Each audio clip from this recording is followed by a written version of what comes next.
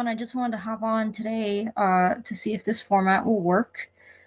A new experiment with Hoth off the press. It's been a minute since we sat down and had an in-depth conversation about prints, but I wanted to see if this works given we don't get a lot of notice when these prints are released, and by the time this video is uploaded, these will be releasing today. Therefore, if you like this video of me solo without the guys for a few minutes just for quick releases, please let us know in the comments below or in the Facebook group, which I'll make sure is linked below because as Matt reminded me today, I'm pretty good about letting people know in the Facebook groups and even some of the chat groups we have in Messenger about print releases, not necessarily on Facebook. I'm sorry, on YouTube. So here we are trying to fix that. These, by the time this video goes up, are going to be releasing at noon Eastern Standard Time on Bottleneck Gallery's website. This is a continuing series by Phantom City Creative. They're a duo artist group team, and they recently did this Batman one. I could have sworn they referred to this series as their Icon series, but Bottleneck today called it their Portrait series. I could be wrong, but this was the last one they did, the first DC one they did. So the format's not new to us, but the fact that they're doing this in Star Wars is. This is Luke's, so this is the regular edition. It's obviously in full color, just like the Batman one is. The regulars are limited to 200. And yeah, I think I normally go for the villains. I thought the Vader print would be a shoo-in for me, but of the bunch, I actually think that Luke's is my favorite. Size-wise, these are what we refer to as wall killers. They're 24 by 36. That being said, I don't say this very often. I think doing these in a smaller format would be a disservice to the style of the art because it is so kind of bold. These are also screen prints. If it helps, they're not giclées. Yeah, they certainly make a statement. They're huge. The style is definitely, if you've seen the series, they did a ton of Marvel ones. I kind of like that they called it the Icon series because it's kind of iconic, and I find it pretty synonymous with Phantom City Creative at this point. Next up, they had Obi-Wan. Again, this is the regular.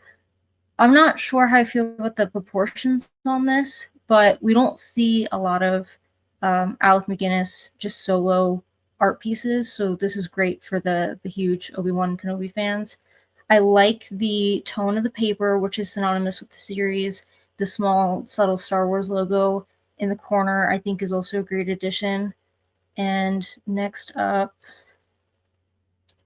this is another one where I think the proportions make it a bit interesting. There's something about the dimensions to it that I find interesting to look at.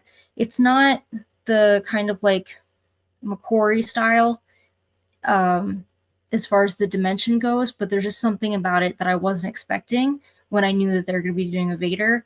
I love obviously the pop of color here is great, as we'll see with the variant set. So this is the regular set all together. If you want to display them together, they make it really easy for you. The whole series, all the regulars have this like kind of French vanilla toned paper. So if you did want to display multiples together, they're always going to look great. This is the variant. I'm very biased towards the black and white art prints because I have a whole collection of that desaturated black and white art with subtle pops of color. And surprisingly, I think this one's my favorite of the bunch, despite the fact that my tastes tend to lean towards the bad guys. I think there's something very like heroic and statuesque about this, especially in this tone, the black and white, the desaturated look. And then, of course, last but not least, they had to do it in the Kenobi. I do think the black and white maybe translates a little. This series, for instance, I think I prefer in the black and white. And then Vader, they mix it up a little bit by doing with a complete black background, not to be outdone because he's already kind of black and white and desaturated with the red lightsaber. But yeah, so by the time you see this video, they're going up at noon Eastern Standard Time. They did have a pre-sale for the rewards members via email. If you're not familiar with that, because they seem to be pushing those as options, if you go on their website, their homepage, there's a logo towards the, I want to say the bottom left that looks kind of like a Bitcoin. Click on that, get signed up. It's free. It's a rewards program. For every X amount of dollars you spend, they'll give you coupon codes. I only mention that because they did a pre-sale of this. So there were a few options that once I looked at the pre-sale were sold out. However, I would never discourage anyone from trying to buy these at the drop at noon Eastern Standard Time. And I only say that because they will have an allocation for the pre-sale and then they'll have an allocation for the public sale.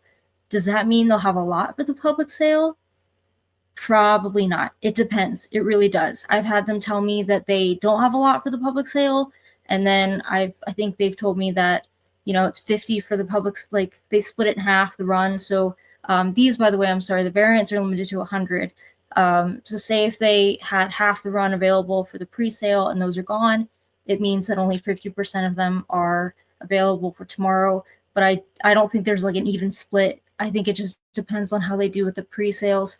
They're pushing the pre-sales, my tinfoil hat theory, they're pushing the pre-sales because the website, how it's designed, the link you get in the email is supposedly better as far as weeding out bots. So they took that as customer feedback. That's what the biggest complaint with Bottleneck is, these tend to sell out super fast and that it has something to do with bots. So they did a pre-sale for this. It was for rewards members. Sometimes they'll do it for returning customers. So for instance, that first Batman Phantom City Creative print I showed you, based on the same series, I had purchased that. So sometimes if you have one in the series, you're kind of grandfathered in. They'll throw you a bone and give you early access to the next one. That wasn't the case with this. This was just for rewards members. So if that's not incentive enough to look into it, I certainly would, because they're definitely not going to stop with these three. I think that with Star Wars, the sky's the limit, certainly with more characters. This is a popular series and these are popular artists.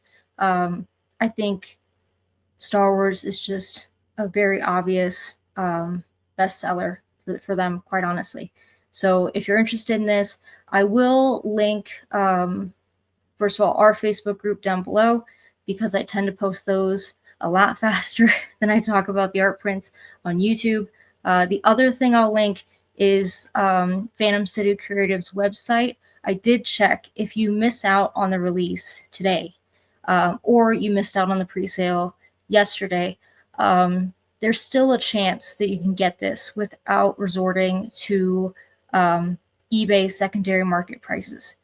I looked, and Phantom City Creative has artist proofs of a few of their Marvel releases, not the Batman yet.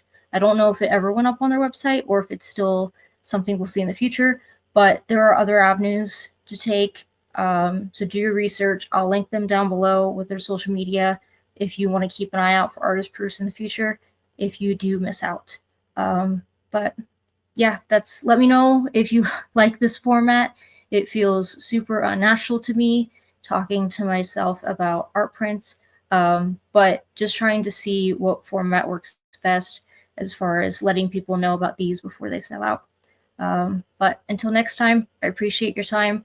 Let me know again if you like this down below, and I'll catch you in the Facebook group. Bye.